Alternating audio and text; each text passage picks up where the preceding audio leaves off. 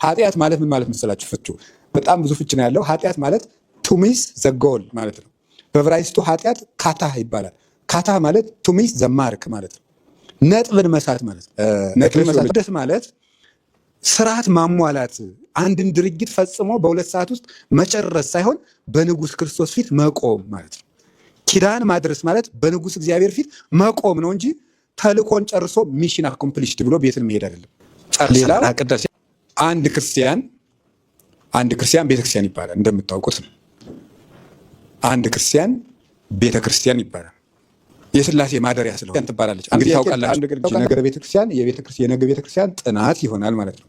እንደዛ ከሆነ በውስጡ ግን ምን ማለት ነው የሚለውን ቃሉን ከተረጎም በኋላ መልሰን እናመጣዋለን። ስለዚህ ቤተክርስቲያን ማለት ምን ማለት ነው የሚለውን እናያለን። መጀመሪያ ታውቁታላችሁ። የምታውቁትን ነገር በደንብ አድርጋችሁ ታግሳችሁ ትሰሙኛላችሁ ማለት ነው። አንድ አባት ከቄስ እውቀት ይሰውራችሁ ብለዋል። ለምንድን ነው ሲባል ቄስ ያወቃትን ነገር ሌላ ሰው ከተናገራት አያሳልፍም። ጆሮውን እንደዚህ ነው የሚያከው። አሁን ይችን እውቀት ብሏት ነው አናውቀውም የሚል ይላል አሉ ነው እንግዲህ።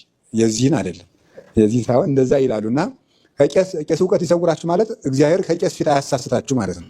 እውነት ነው አይደለም? አዎ። የፈለገ የቅኔ መምህር ብትሆን እቴብ ጸጋሽን ከተሳሳትክ አያሳድርህም። የፈለገ የአራቱ ጉባኤ መምህር ብትሆን ሊጦን ካቃተህ እንደ ሰው አይቆጥርህም ከዚያ በኋላ ማለት ነው። እና ከቄስ እውቀት ያድናችሁ ያሉት እውነታቸውን ነው ማለት ነው። በአጠቃላይ ቄስ ሲል ሰባኪውንም መምህሩንም ሊቃውንቱንም ሁሉም ቄስ ነው፣ በሱ ያዙት ማለት ነው እንጂ እንደው ቀዳሾቹን ማለት አይደለም። ተረዳችሁኝ? የእኛ ቤት ማለት ነው። የእኛ ቤት እንደዛ ነው ሀሳቡ። ስለዚህ ታግሳችሁ ስሙኝ ነው እንግዲህ። የምታውቁትን ስናገር ታግሳችሁ ስሙኝ። ቤተክርስቲያን ማለት ምን ማለት ነው የሚለውን የመጀመሪያው ቤተክርስቲያን ኤክሌሲያ የሚለውን እንተርጉም። አክሌሲያ ማለት የምርጦች ሸንጎ ማለት ነው። ቃል በቃል ሲተረጎም የምርጦች ሸንጎ፣ የምርጦች ጉባኤ ማለት ነው።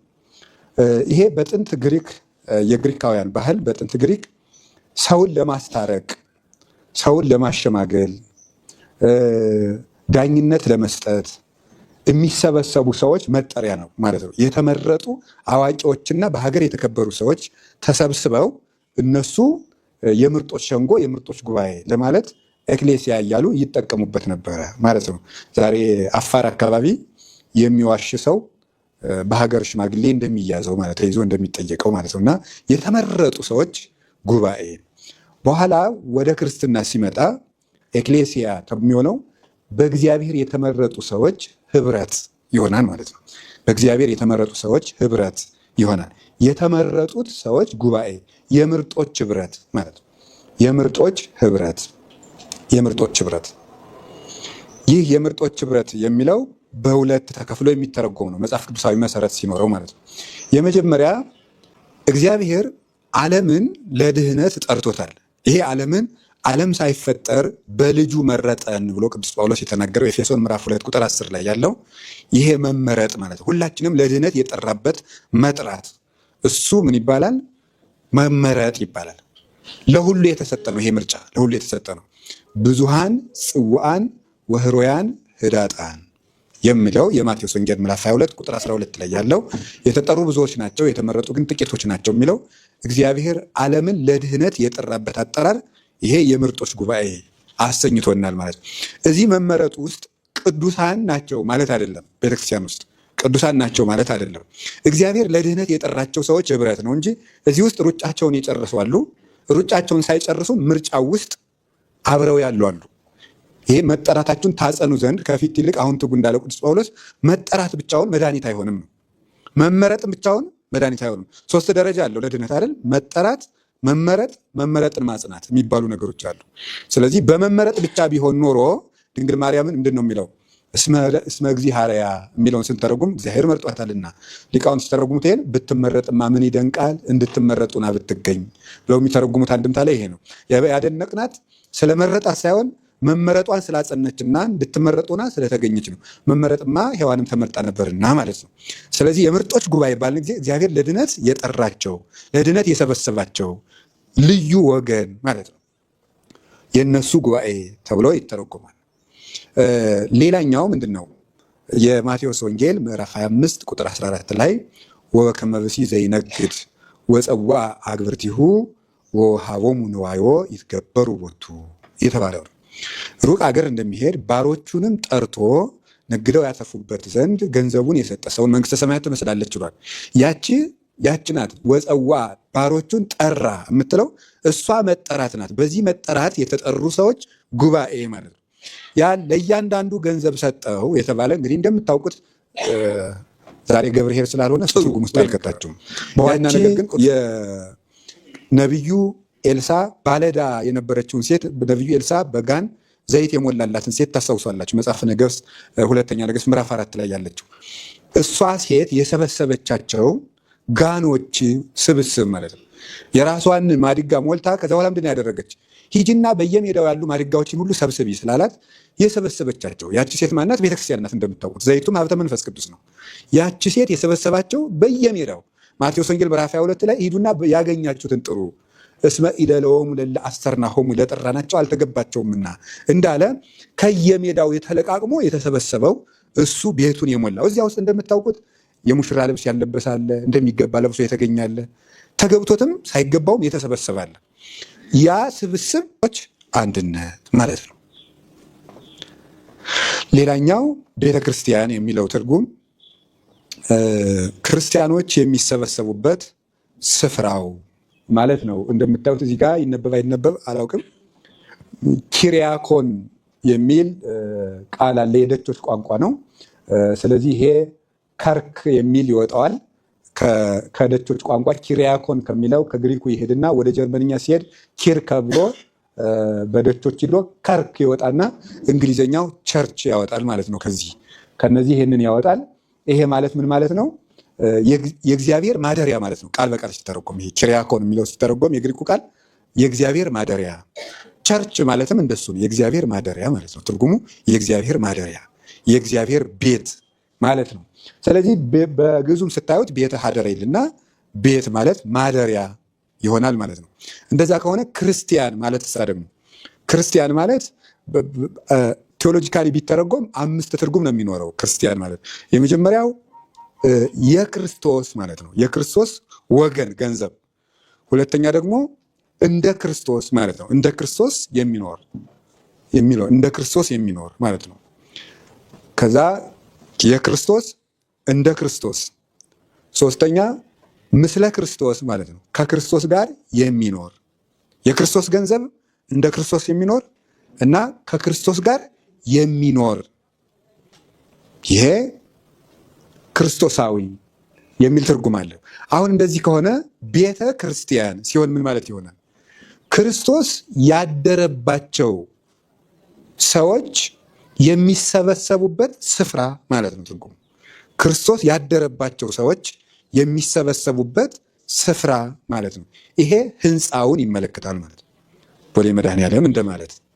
ስለዚህ ይሄ ክርስቶስ ያደረባቸው ሰዎች የሚሰበሰቡበት ስፍራ ሊቃውንት በደንብ እንድትይዙ ሊፈልጋለሁ ነጥቦችን። አንድ ቤተክርስቲያን የሚባለው ራሱ ስፍራው የሚከበረው ሰዎቹ እነዚህ ሶስቱን ሲያሟሉ ነው። ሶስቱን ሲያሟሉ ነው። ከክርስቶስ ጋር ሲኖሩ፣ እንደ ክርስቶስ ሲኖሩ፣ የክርስቶስ ገንዘቦች ሲሆኑ፣ የክርስቶስ ማለት ነው ክርስቲያን፣ የክርስቶስ ማለት ነው የክርስቶስ ገንዘብ። ስለዚህ አሁን አንድ ካህን ክርስቲያን ከሆነ የራሱ አይደለም፣ የሚስቱ አይደለም፣ የልጆቹ አይደለም፣ የቋንቋው አይደለም፣ የወገኖቹም አይደለም፣ የሀገርም አይደለም፣ የመንግስትም አይደለም፣ የፖለቲካም አይደለም፣ የክርስቶስ የራሱም አይደለም። የእኔ ሊሆን የሚወድ ሰው ካለ ራሱ ምን ይበል ነው ያለው? ይካድ ነው ማለት ነው ያለ ዘይፈቅ። ስለዚህ ራሱን ያልካደ ሰው ክርስቲያን አይደለም። ራስን መካድ ማለት ኢጎቲስት መሆኑን መተው ወይም ኢጎን መተው ይባላል። ኢጎ የሚባል በሳይኮሎጂ አለ። እዚህ ብዙ ምሁራን እንዳላችሁ ነው የምንረዳው። ኢጎ ማለት ከፍተኛ ራስ ወዳድነት፣ ሰልፊሽነስነስ የሚባለው በጣም ራስ ወዳድነት ማለት ነው። እኔ ከሞትኩ ሰርዶ አይብቀል አይነት ነገሩ ማለት ነው። አሁን በቃ እንደው በጣም አንዳንዱ ነገር ያሳስረን። እውነትን የምናገር የሆነች ነገር ከተነካችብን አገር እናጠፋለን። እሷን መካድ ማለት ነው። ስለዚህ የክርስቶስ መሆን አለበት። መጀመሪያ ሰው ከራሱና ከዚህ ዓለም ነገር መውጣት አለበት። ከአደርባይነት ሁሉ የሚያወጣው እኔ ክርስቲያን ነኝ ብሎ ሲያስብ ነው። ከዛ ቀጥሎ ምንድን ነው? ምስለ ክርስቶስ ከክርስቶስ ጋር የሚኖር መሆን አለበት። ከክርስቶስ ጋር የሚኖር እሱ በምስጢራተ ቤተ ክርስቲያን በጸሎትና በሕግ በኩል ክርስቶስና ክርስቲያን አብረው ይኖራሉ ይባላል። እንደ ክርስቶስ ደግሞ የክርስቶስን አሰረ ፍኖት የሚከተል ማለት ነው። የክርስቶስን አሰረ ፍኖት የሚከተል እሱን የሚመስል ሰው ክርስቲያን ይባላል። ስለዚህ በእነዚህ ሰዎች ላይ ክርስቶስ አድሮ ይኖራል። ከዚህ ተነስተን ቤተክርስቲያን ምን ማለት ነው ተብለን ብንጠየቅ ክርስቶስ ያደረባቸው ወገኖች መሰብሰቢያ ስፍራ ማለት ነው ማለት ነው። አንድ ሀሳብ ልንገራችሁና ሰው ከሰው ክብር የተነሳ ነው ቦታ የሚከበረው። ከሰው ክብር የተነሳ ሰው በእግዚአብሔር ሲከብር ቦታ በሰው ይከብራል። እንደሱ ነው። ሰውን እግዚአብሔር አድሮ ያከብረዋል፣ ሰው ደግሞ ቦታን ያከብራል። ቅዱስ ጎርጎርዮስ ዘኑሲስ ኒሳ ወይም ኑሲስ የምትባለው ቦታ ነው ሄዶ ጳጳስ የተሾሙ እና ጳጳስና ሲሾም ሰዎች ተሰብስበው እንዴ ጎርጎርዮስን ያህል ሊቅ ለዛች ጠባብ ለዛች ትንሽ መንደር ጳጳስ ታደርገዋል እንዴ? ለሱ እኮ ትልቅ ሀገረ ስብከት ነው የሚገባው ብለው ሰዎች ቅዱስ ባስልዮስን ይጠይቁታል። ምን አለ መሰላችሁ ማለት ነው፣ እሱን ለቤተ ክርስቲያን ነው የሰጠው፣ ቤተ ክርስቲያን ለሰው አይደለም የምትሰጠው ብሎ ነበር የጠየቀው። ገባችሁ አይደለም? እሱን ለቤተ ክርስቲያን ሰጠሁት እንጂ ቤተ ክርስቲያንን ለሱ አይደለም የሰጠሁት። ይሄ ማለት ምን ማለት ነው መሰላችሁ? ሰው ለከበረችው ቤተ ክርስቲያን ይሰጣል እንጂ ለሱ ትልቅ ቦታ ተፈልጎ አይደለም የሚሰጥበት። ማለት ምን ማለት ነው? አንድ ሰው የሚከበረው የቆመለትን ቦታ በመጠበቁ እንጂ ትልቅ ቦታ ላይ በመመደቡ አይደለም ማለቱ ነበር። እንደዚያ ነው ያለው። እንደተባለው እሱ በሰራው ስራ ለቤተ ክርስቲያኒቱ በመኖሩ ትልቅ ይሆናል እንጂ ትልቅ ቦታ መርጬ ስለሾምኩት በዚያ ምክንያት አይደለም ትልቅ የሚባለው። ቤተ ክርስቲያኒቱ ሰው ትቀበላለች እንጂ ለሰው ክብር ተመጥና የምትሰጥ ቤተክርስቲያን የለችም። ለገሌ የሀገረ ስብከት አይመጥነው የሚባል ትምህርት የላትም ቤተክርስቲያኒቱ ነበር ያለው ማለት ነው። ስለዚህ ምን ማለት ነው? እውነትም ሄደና ቦታው ብሱ በሰራው ስራ ማን ተከበረ? ኑሲስ ጎርጎርዮስ ብላችሁ ከተናገራችሁ ዘኑሲስ የሚል ቃል አትተው፣ ወይም ግሪጎሪ ኦፍ ኒሳ ማለትን አትተው። ግሪጎሪ ካላችሁ ኒሳ ትላላችሁ የግድ። ክቡሩ መምህር ቦታውን አብሮ ያስነሳዋል እስኪሞት ድረስ ማለት ነው። ያ የሚመጣው ከምንድን ነው? ክርስቶስ በሰውየው ላይ ከማደሩ የተነሳ ነው። እና እሱ እዚያ ሀገረ ስብከቱ ላይ ሲሄድ ክርስቲያኖች በጣም ጥቂቶቹ ነው፣ አህዛብ ደግሞ በጣም ብዙ ነበሩ። በኋላ እሱ ካስተማረ በኋላ እና ጳጳስ ከሆነ በኋላ ደግሞ ተገለበጠ። ምን ሆነ መሰላችሁ? ክርስቲያኖች ቀድሞ የአህዛቡን የሚያህል ቁጥር ሆኑና አህዛቡ ደግሞ የቀድሞዎችን የክርስቲያን ቁጥር ይዘው ትንሽ ሆኑ። እንዲህ ያለ ሰው ክብር ይገባዋል። ቅዱስ ዮሐንስ አፈወርቅም ስለ ቅዱስ አግናጤዎስ በተናገረው አንቀጹ ጊዜ እንዳላረዝምባችሁ እንጂ ጽሑፉን ባነብላችሁ ደስ ይለኝ ነበር። ከተረፈ በኋላ አነብላችኋል። አንድን የቤተ ክርስቲያን ሹም የሚያስከብረው ይላል መጀመሪያ የተረከበው አደራ ትልቅነት ነው ብሎ ይናገራል። ስለዚህ በማን ወንበር ነው የተሾመው? የተሾመው በጴጥሮስ ወንበር ነው። አግናጤዎስን ሲያደንቅ ነው። የጴጥሮስን ወንበር በመጠበቁ ይደነቃል እንጂ በሱ ሹመት መጠን አይደነቅም ይላል። እና ቤተክርስቲያን የምትባለው እንዲህ ያለች ስፍራ ናት፣ የተቀደሰች ስፍራ፣ ክርስቶስ ያደረባቸው ሰዎች መሰብሰቢያ ስፍራ ነው ማለት ነው። አንድ ሰው ሲገባ ወደ ክርስቶስ ማህበር ነው። ቤተክርስቲያን አጥሩን ተሳልሞ ሲገባ እንደው በቃ እዚህ ውስጥ ተቀጥሬ 20 ዓመት አገልግያለሁ ብሎ እንዲህ ደረትን ሁላ እንደዚህ ተደርጎ አይኬድም። በእውነት ፍየል ይመስል ማለት ፍየል እንዲህ ብላ እንደዚህ ስብር ተብሎ ከልብ ነው የሚጀምረው። አጥሩን ስንገባ ራሱ ወደ ክርስቶስ ህብረት ነው የምንገባው። እንዴ የአንድ ታውቃላችሁ አይደል እንዴ የአንድ መዘጋጃ ቤት ስብሰባ ምን ያህል ጥንቃቄ እንደሚደረግበት። ስልካችሁን አጥፉ ምናምን ጸጥ ረጥ ነው የምንለው። ይሄ የክርስቶስ ህብረት ነው። እዚህ ውስጥ ስንገባ በደስታም ነው መግባት ያለብን። አሁን እንደው እዚህ አዲስ አበባ ያሉ ሚሊዮነርስ ብዙ ሀብት ያላቸው ይኖራሉ። አንዳንዶቹም ለአንድ ቀን በ3 ሚሊዮን የሚዝናኑ የሚኖሩ ይሆናል ግምት ነው እንጂ አንድ ሀብታም አግኝቼ አላውቅም። ግን እነዚያ ሰዎች በወር እንደው በቀን 3 ሚሊዮን ብር እያወጡ የሚዝናኑበት ማህበር ውስጥ ቢጨምሯችሁ ምን ይሰማቸዋል? 7 ቀን ኪዳን አታደርሱም? ደስ ብሏችሁ ደስን በቃ እንደው በቃ ጌታዬ ጸሎቴን ሰምቶኛል ሳንል አንቀርም። እንደው እውነት ለመናገር ማለት በወር በቃ እንደዚህ ያ ፋንታሲ ይባላል። በቃ ስር የሌለው ደስታ ማለት ነው። ስር የነቀለ ደስታ ማለት ነው። እና እንደሱ አሁን እንደዚያ ደስ እያለን ትልልቅ ሰዎች እንዴት እንደምናደንቃቸው ተመልከቱ አሉ ነው። ይሄም አንዲት እናት ነው የነገሩኝ። እውነት ለመናገር አዲሱ ሚካኤል እያስተማርኩ ስጨርስ ነው የነገሩኝ። እንደው እናንተ ቀዝቃዛ ውሃ ስጡ ትጸድቃላችሁ ትላላችሁ፣ እውነት ግን የአዲስ አበባ ቄሶች አሁን እኔ ቀዝቃዛ ውሃ ቀድቼ ግብረ ሰላም ጠራችሁ ይመጣሉ ብለው አናግረውኛል። እስኪ ለእነሱ ንገሯቸው አሉ። እኛ ሴትዮ ትልቅ ሴትዮ ናቸው። ስለዚህ ምንድን ነው እንዲያው መብል መገምገሚያ አይደለም፣ እንብላ ግድ የለም። እንዲያው ባይሆን ግን ያ ወደ ሌለበት ቤት ስንሄድ መቆጣታችን ነው የሚያሳዝነው። ያ ወደ ሌለበት ቤት ስንሄድ የተገኘውን መመገባችንስ እግዚአብሔር ይመስገን። ግን ያ ወደ ሌለበት ቤት ስንሄድ መከፋት ነው ክፋቱ። ለምን አመጣኸው ብትሉኝ ወደ እነዚያ ስንሄድ አሁን በጣም የትልቅ ባለጸጋ ቤት ስንሄድ ደስ ብሎን ወረዋም ላይ ሜቢ ነው ያም ይላል። ወደ ክርስቶስ ህብረት ስንመጣ ግን እውነት ፊል እናደርገዋለን ወይ ነው ራሱ ደስታ አለው ወይ ውስጡ ስንገባ ቤተክርስቲያን ስንገባ ወደዚህች ህብረት እየገባው ነው ብሎ ደስ ብሎት እስቲ ከቤተክርስቲያን ቅጥር ሲገባ ደስ ብሎት የሚገባ ሰው አለ ሊኖራል። ደስ ብሎት የሚገባ መጀመሪያ ሲገባ እዚህ ህብረት ውስጥ የጨመርከኝ አምላክ ተመስገን ብሎ የሚገባ ከዚህ ህብረት ውስጥ እና ቤተክርስቲያን ማለት የነዚህ ሰዎች መሰብሰቢያ ማለት ነው። ቤቱም የእግዚአብሔር ነው። ገብቷችኋል? የማን ቤት ነው? የእግዚአብሔር ቤት ማለት ነው። ቤተክርስቲያን ላይ አንደኛ ጢሞቴዎስ ምዕራፍ 5 ቁጥር 15 ላይ እመሰ ጎንደይኩ እፈቅድ ከመ ታእምር ዘከመ ታስተራት ቤተ ክርስቲያኑ ለእግዚአብሔር ሕያው አምዳ ወድዳ ለጽድቅ ቤቱ ለእግዚአብሔር ሕያው በዘገይ ግን የእግዚአብሔርን ቤት እንዴት እንደምታከናውን ታውቅ ዘንድ እወዳለሁ፣ እሷም የሕያው እግዚአብሔር ቤትና የእውነት መሰረት ናት ብሎ ይናገራል ጳውሎስ። አንደኛ ጢሞቴዎስ ምዕራፍ 3 ቁጥር 15 የሕያው እግዚአብሔር ቤትና የእውነት መሰረት ናት፣ እሷን እንዴት እንደምትሰራ አዝሃለሁ፣ የእግዚአብሔር ቤት። ስለዚህ አሁን እዚህ ስንገባ ወደ ንጉሱ ቤት እየገባን ነው ማለት ነው። ይገኝ እንደነበረ ወደ ንጉሱ ቤት እዚህ ስንመጣ ወደ ንጉሰ ነገስት ወደ ኢየሱስ ክርስቶስ ቤት ነው የምንመጣው። በእርግጥ አለ እዚህ መቅደስ ውስጥ ክርስቶስ አለ። በእርግጥ አንድ ጥያቄ ልጠይቅ። ኦርቶዶክሳዊ ካህናትን መሀል ሆኖ እንዲሁ መጠየቅ ልክ ላይሆን ይችላል። ክርስቶስ ቤተ መቅደስ ውስጥ አለ የሚለውን መቼም ታውቃላችሁ አይደል? አዎ በሉ እንጂ አባቶች። በጣም ጥሩ ነው። ግን ወደ ቤተክርስቲያን ስትገቡ ክርስቶስ ቤተ መቅደስ ውስጥ እንዳለ ትዝ ይላችኋል? ሳንዋሽ እውቀቱን እኮ እናውቀዋለን። እኔም ጭምር እኔም አውቀዋለሁ፣ እናንተ ታውቁታላችሁ። እንግዲህ ማንን ብለን ነው መቅደስ ላይ እንዲህ ብለን የምንቆመው? አለ ብለን ነው። ግን ትዝ ይለናል ቤተክርስቲያኑ ስንገባ፣ ወደ ቤተክርስቲያኑ ስንገባ ክርስቶስ መቅደስ ውስጥ ይታያችኋል? ትዝ ይላችሁ? እየቀደስን ራሱ ትዝ ይለናል። እየቀደስን ራሱ አሁን እዚያ ውስጥ ክርስቶስ ይታያል? በፍጹም በጣም ይሄ የነፍስ ከእግዚአብሔር ጋር ያላት መሰላል እየተቋረጠ እየቀዘቀዘ መጥቷል። ስለዚህ ወደ ስራነት እየተቀየረ ነው የሚባለው ለዚህ ፍጹም ማለት ነው። በቃ የድምፁን መስረቅረቅ፣ የማይኩን መውጣት፣ በደንብ መከናወኑ ሰዓት አሁን ራሱ ዋው ይላል። አሁን ማለት ሰው እንዴት አይነት በዓል ነው የዋልነው ይላል። ምኑ ነው ጥሩ በዓል የሆነው ቢባል ማብራሪያ አይሰጥም። ደስ ያለው ሴርሞኒ የሆነው ነገር ነው። በቃ ያለ አይደል እንደዚህ ደመቅ እንደዚህ ያለው ነገር ነው።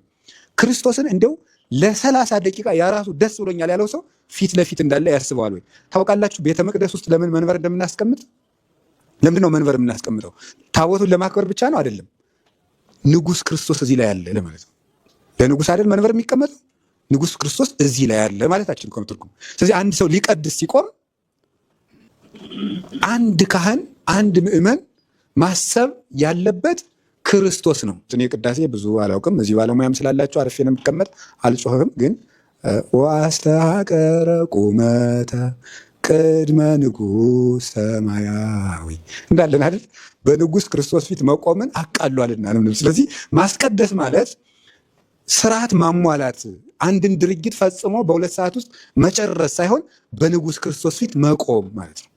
ኪዳን ማድረስ ማለት በንጉሥ እግዚአብሔር ፊት መቆም ነው እንጂ ተልኮን ጨርሶ ሚሽን አኮምፕሊሽድ ብሎ ቤትን መሄድ አይደለም። ጨርሰናል፣ አቀደስ ያለቀ ሽባል ቄሰገበዝ ከሙጫ ማለት አይደለም። እግዚአብሔርን ፊት ለፊት በልብ እያሰቡ መቆም ነው እና የእግዚአብሔር ቤት እስኪ የእግዚአብሔር ቤት በሉ። አቤት እኔ እስከ ዘላለሙ ድረስ ቤተክርስቲያን የእግዚአብሔር ሆና እንድትዘልቅ ያድርገን። እዚህ ውስጥ ብዙ ዜማ ልክ የለውም እንጂ ብዙ ቅኔ ያለው ቤተክርስቲያን የእግዚአብሔር እንድትሆን እምለው። አንዳንድ ጊዜ ቤተክርስቲያን የባለ አባቶች ናት። አንዳንዱ ቤተክርስቲያን የትልልቅ ሽማግሌዎች ናት። አንዳንዲቱ ቤተክርስቲያን የሀብታሞች ናት። ማለት ብዙ ብር የሰጡት የሚያዙባት ማለት ነው። ማለት ገብተው የሚፈተፍቱባት። አንዳንዱ ቤተክርስቲያን ደግሞ የአለቆች ናት። አሁን እንግዲህ ከየኔታ ጋር እንዳታጣልኝ፣ እኔ እያወራ ያለሁት ትምህርት ሃይማኖት በጣም እግዚአብሔር በሚያውቀው ማለት ነው። እና እያወራ ያለሁት ትምህርት ሃይማኖት ብቻ ነው፣ መድኃኒዓለም በሚያውቀው። እና አንዳንዱ እንደዚያ ነው። እና እግዚአብሔር የሚያኖረን ሳይሆን ሰው የሚያኖረን እስኪመስል ድረስ ማለት ነው። ቤተክርስቲያን የእግዚአብሔር አልሆናለች ነው የኔ ጥያቄ። ቴክኒካሊ አይደለችም። በስርዓት አምልኮ በቅዳሴው በምህላው ናት። ግን የእግዚአብሔር የአባታችን መሆኗ አልሰማን እንዲል ወየሆነ መጣ። ያ እንዲሆን አንድ ሰው ወደ ንጉሥ ክርስቶስ ደስ ብሎት እንዲገባ ይህን ማሰብ አለበት። እምነትም ይጨምርልን፣ እግዚአብሔር አእምሯችንም ያከናውንልን። ቤተክርስቲያን የእግዚአብሔር ማደሪያ ናትና ቤቱ የእግዚአብሔር ሕያው አምዳ ወድዳ ለጽድቅ የእውነት መሰረት አላት ቅዱስ ጳውሎስ። የእግዚአብሔር ቤት የእውነት መሰረት የሚለው ሁሉ ነገር እንደ ቤተክርስቲያን ነው። ማንም በዚች ምድር ላይ ለቤተክርስቲያን አገልጋይ ሆኖ ቢመጣ እንደ ቤተክርስቲያን ይቃኛል እንጂ ቤተክርስቲያን እንደሱ አትቃኝም። ሐሳቤ እንድትይዙልኝ የምፈልገው ቤተክርስቲያን እንደሚሾምላት ሰው አትቃኝም። የሚሾመው ሰው ነው እንደ ቤተክርስቲያን የሚቃኘው። ስለዚህ ቤተክርስቲያን ናት የበላይ ማለት ነው። የበላይ ቤተክርስቲያን ናት። ከየትኛውም በላይ ቤተክርስቲያን ናት የበላይ። መጽሐፍ ቅዱሱ እንደ ቤተክርስቲያን የሚተረጎም፣ ስርዓት አምልኮ እንደ ቤተክርስቲያን የሚቃኝ፣ ቀኖናው እንደ ቤተክርስቲያን ነው የሚቃኘው። የፕሮቴስታንት ዓለሙን ነጥሎ ያወጣው ይሄ ነው። ማርቲን ሉተር ይሄን ያደረገው የመታው ትልቁ ምሰሶ ይሄ ነው። ቤተክርስቲያን የእውነት መሰረት ናት። አንድ ሀሳብ ስታመጣ የሚዳኘው በቤተክርስቲያን ነው ሲባል የለም እንደ ግላችን በምናቀርበው ሀሳብ ነዋል። የለም የእውነት መሰረት ቤተክርስቲያን ነው። ቤተክርስቲያንን የለቀቀ ሁሉ ውሸት ነው። ቤተክርስቲያን ያልዳኘችው ውሸት ነው። ቤተክርስቲያን ማለት የነቢያትና የሐዋርያት ህብረት ማለት ነው። በሷ ሁሉ ይዳኛል። ሌላው አንድ ክርስቲያን ቤተክርስቲያን ይባላል። እንደምታውቁት ነው። አንድ ክርስቲያን ቤተክርስቲያን ይባላል። የሥላሴ ማደሪያ ስለሆነ ምን ጥያቄ አንድ ነገር ልንገራችሁ። ኃጢአት ማለት ምን ማለት መሰላችሁ? ፍቹ በጣም ብዙ ፍች ነው ያለው። ኃጢአት ማለት ቱ ሚስ ዘ ጎል ማለት ነው። በዕብራይስጡ ኃጢአት ካታ ይባላል።